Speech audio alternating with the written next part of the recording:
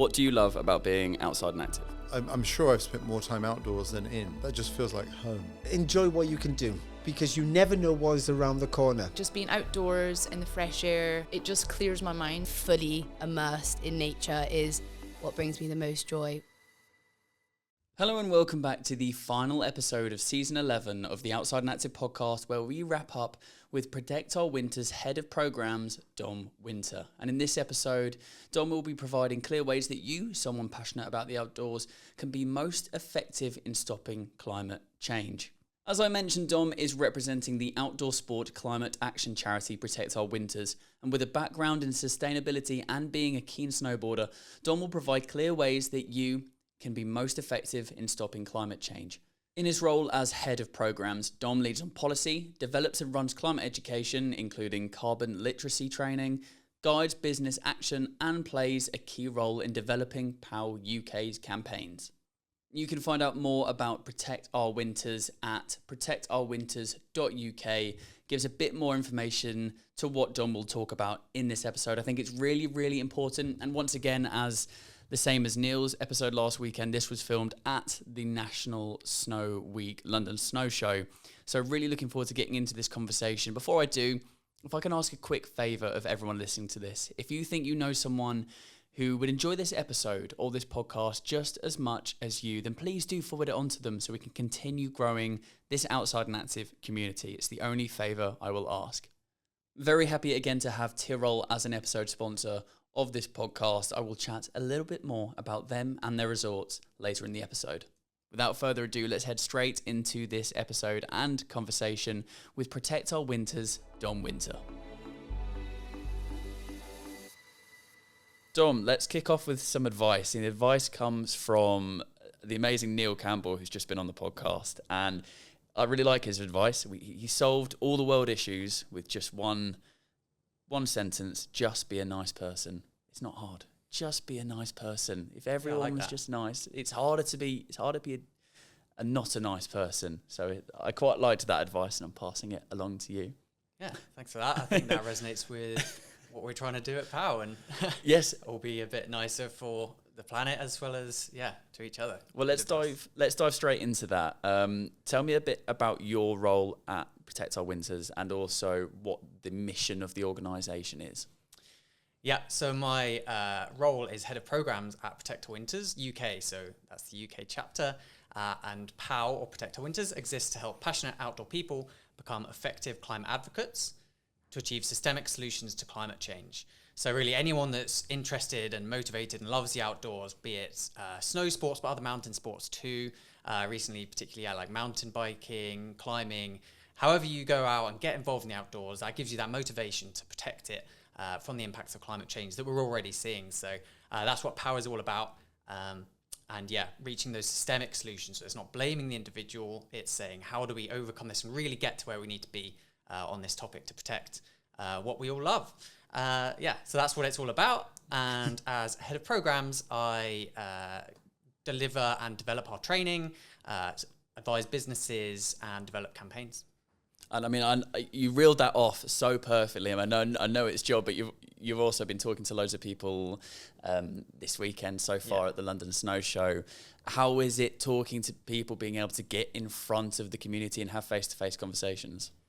Yeah, it's fantastic. It really helps us get a feel for how to communicate about this, is get more feedback. It's harder when you're putting it out there on social media and emails and stuff. You might be talking only to your own bubble. Preaching to converted. If you're not careful. So that's why getting to events, as well as getting the message out via athletes and ambassadors, and getting the message out through other partner organizations is so key for us. This is the best way to get input really and chat it through with people. Yeah, I was interested to ask you about how receptive the community are to something that is a really, really important topic, but some may see it, devil's advocate, as quite an unsexy topic. How receptive do you find the audience? I think it can be mixed at an event, just because people want different things out of it. Generally some people are in a rush to get from one side of this one stage to the other and stuff. So if you get people at the right moment and in the right frame of mind, then they're generally very happy to have a conversation about it. And it's just making sure to be susceptible to whether people are in that headspace or not. But generally, people are interested to talk about the impacts and know more. And we've got an action that people can take that only takes 2 minutes to get involved, and hopefully leave that positive feeling about doing something good. Yeah. How long have you been working at POW? POW, about 3 years now. 3 years. Yeah.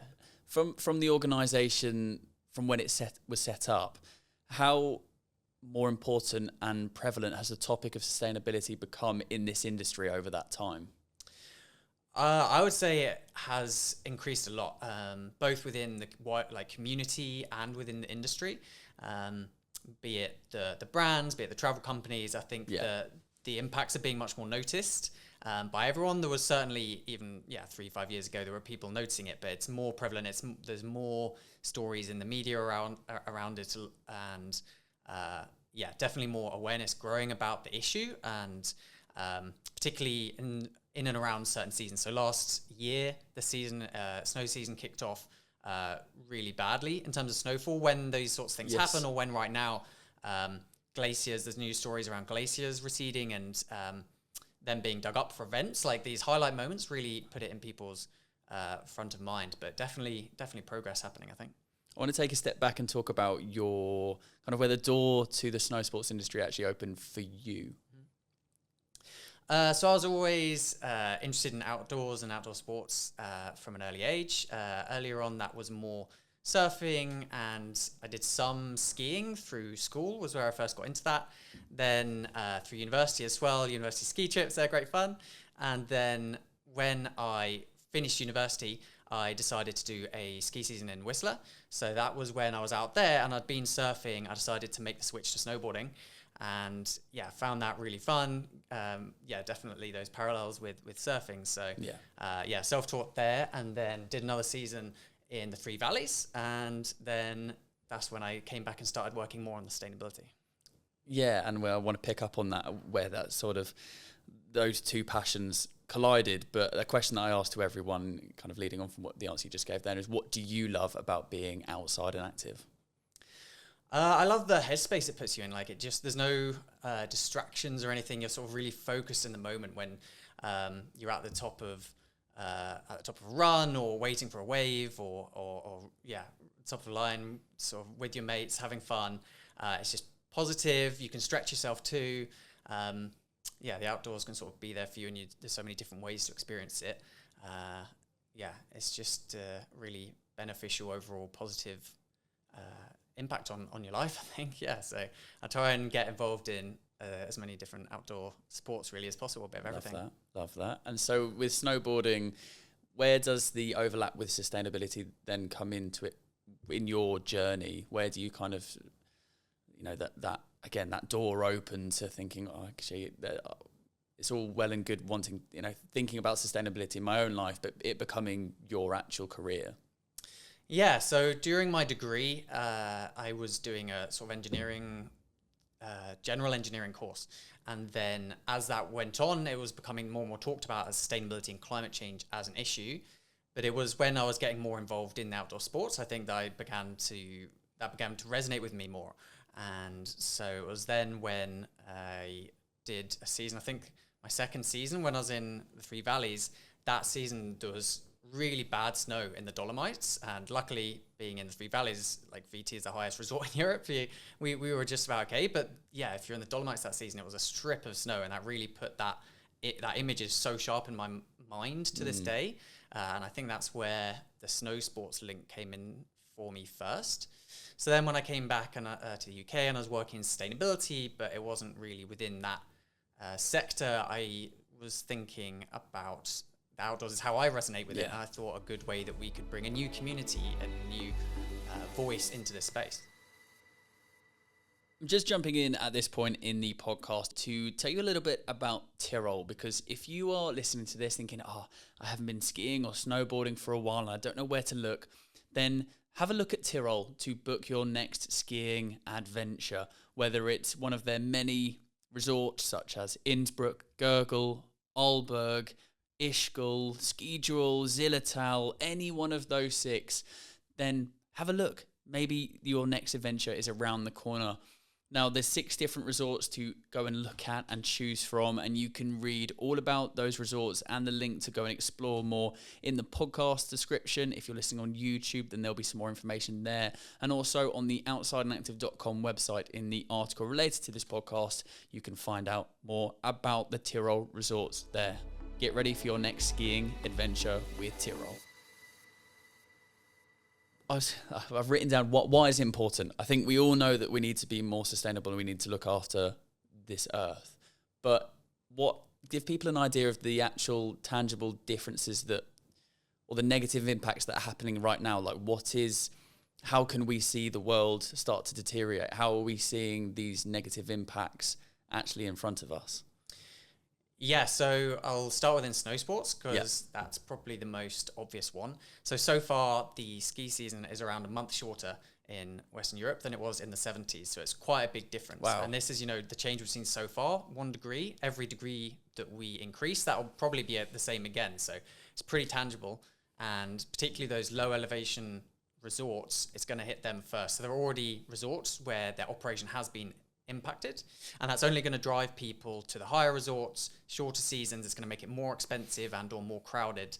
So it's not just domino effect. Yeah, it's the domino effect, and then the local communities in those lower down resorts struggle for incomes. So there's a really wide impact that has on these places. Don't think about that economical impact as well as just... Yeah, totally. It's not just the environmental side of it itself, it's the knock-on implications for people that live in these spaces.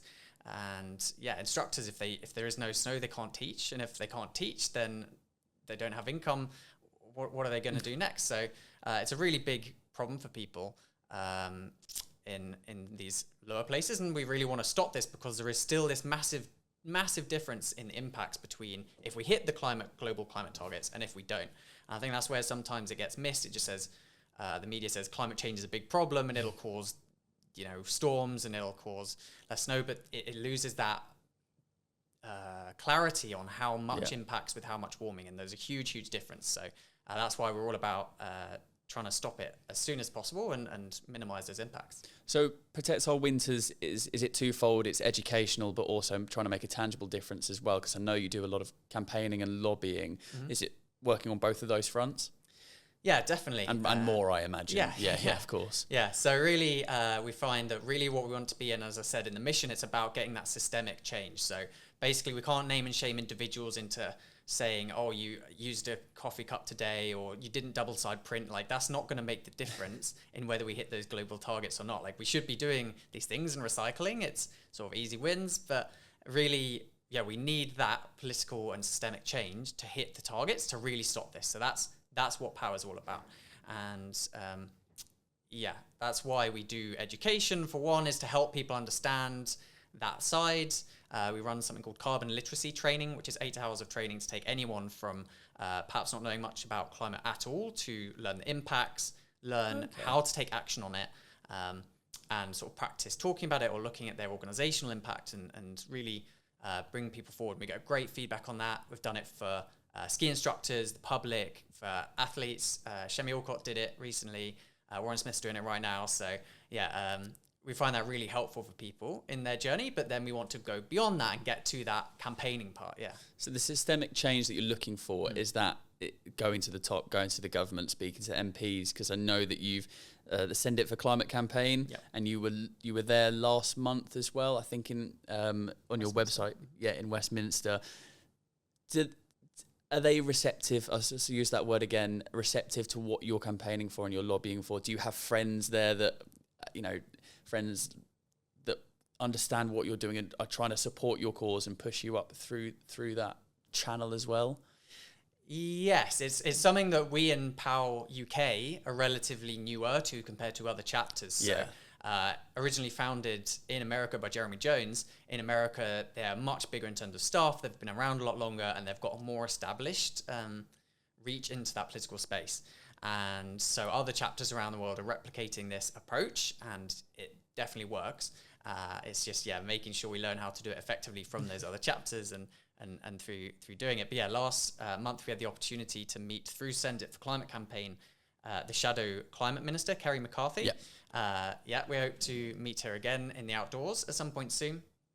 And we hope to also meet the government's representative for climate as well through this campaign. And it's definitely resonates in finding a new way or a new group of people. They find that, I think, really interesting that it's not, the same voices. It's a completely different outlook on how it matters and that side of things. And what practical things are you lobbying for? I know you're talking about the wider issue and that systemic change, but what is it? Is it policies? Is it procedures? Is it things that you're looking for them to implement into in that government channel? Yeah, so really the top line message is we're not on track for our climate targets and we have to get back on track. So it's that simple. There is an independent body that reviews where we are and if we're going to hit our targets, and it says we're not. So really the top line message is... That's quite clear. It's quite clear. It's really like the independent advice is we're not going to hit our targets. Let's make sure we do. So it's really that simple at the top line. We've got specific suggestions that we've written up into our mini manifesto. And these are around predominantly, number one, phasing out fossil fuels. Yep. If we keep taking fossil fuels out of the ground, that's only going to cause and drive climate change. So that's why number one is no new fossil fuel extraction. When we see things like Rosebank being granted licenses, that's just putting more emissions into the atmosphere. So that's number one, is phasing out fossil fuels. A transition to renewables, support of the grid and transport services to enable this, particularly within those rural communities where the outdoor community tends to be active. It's hard to bring people with you if the electrical grid if you don't trust it, if the floods are bringing it down and landslides keep damaging your train lines, people are going to be lost on this journey and not receptive to it. So it's really important to have that just transition piece and support the workers in this space, make sure end of grid communities have a reliable grid, and then, people will be receptive to it. Those are some of the main asks. We also want commitment to carbon literacy in government. So I think there's not enough understanding of this topic amongst politicians. So we're asking politicians to do carbon literacy training. So literally okay. Wow. I thought you were going to say there's just not an understanding in the general population, but literally the politicians, they're the ones making the decisions. Yeah. It really is. They need to know about it the most. Exactly. They absolutely have to know enough about this topic. So, training for government ministers and parties ministers, we want them to sign up to that. And engaging with the outdoor industry and community as well as the final ask then for the Send It campaign. And that's where you're looking to get, again, widen that net for the people that know about you and understand what you're trying to talk about, and get as many people with you kind of in that fight and talking about something that's so important. Yep. But I wanted to ask, if I was listening to this and going, oh, well, I want to support the economy of that industry that struggled for a few years through COVID and it's still coming, feeling the effects of that. But I have to travel, I have to buy new equipment, I have to do all of these sort of things. How can I, as an individual or as a family or group of friends that go skiing once or twice a year, how can I know you said slightly tongue-in-cheek earlier about printing on two sides and all that type of things, but how can I make those small differences that all add up to one big difference? Yeah, I'd say it's important to try and do both and to sort of make sure you focus on what's going to drive the most impact. So some things can be misleading, and that's where the training and the education can be really impactful, because things like leaving devices on standby, modern devices really don't use that much energy. So if you put people only have so much mental space to give to this topic, right? So if we just go around hammering the point of turn everything off at the plug, then people are going to think that that's the only thing they can and should be doing and that's enough. But really, we want people to be filling in that Send It for Climate postcard to tell the government what they need, and also, doing those small things in their life as well. So recycling, buying kit secondhand or renting instead of buying, these sorts of things. They also support an industry that's going to do better as well. So that stuff's important too, but we can't forget that systemic top level ask, really. Just kind of linking back round to what I was talking about you guys widening your net and getting more people understanding who you are. You kind of almost want to get people into that customer life cycle, from finding out what you do and what you're talking about to becoming effective climate advocates. I mean, how do you have that process? How do you obviously social media is massive, I imagine, of talking to people and reaching a wider audience, but what's your sort of strategy into getting people to sit alongside you that maybe a year ago don't know who you are? Yeah, so for that, it's something that's really, really critical within the space is those athletes ambassadors. When we do the supporter surveys and the research, time after time, they are shown to be sort of the voice that people listen to in this space. So increasing our reach through those is really key, and through the brands. Like, our newsletter database can only be so big, it's hard to grow it, but if we can get brands emailing all their customers, travel companies emailing all their customers, you can reach that wider group. So that's one part, is like the who are we talking through, and then the other part is like which communities within outdoors are we reaching. So each chapter in POW tends to reach out to snow sports first. It's partly in the name, it's the most obvious area of impact, but then increasingly widening into any outdoor action mountain sports. So yeah, mountain biking, climbing, whatever it is, hiking. So reaching different communities and having, again, different athletes and brands for different communities. I know you were saying that we're not on track. That's the headline message. Mm-hmm. What sort of timescale are we looking at in terms of it there being some serious detrimental impact, both economically and on the outdoors world? Yeah, it's tricky because there's a bit of a lag. So it's sort of what we do in the next less than 10 years now. Where we are by 2030 kind of defines whether we can hit our 2050 targets. And then some of those impacts will keep getting worse and worse for decades to come. So what we do now, not all of those impacts will immediately become manifest. But certainly by sort of in the next couple of decades, by 2050, the differences that we make now are starting to come. And you will see differences in the snowfall projections just based on whether we're keeping to 1.5 or whether we're not. And as POW continues to grow, obviously that has strains on funding and things like that, and I guess you have to rely, like you said, on the brands and brand ambassadors being so important and supporting what you do. But I take it this is an organisation that's funded from the outside, from people that want to support what you're doing. Yeah, we get a bit of a mixture. A bit of a mixture. We get some of our funding from brands and organisations.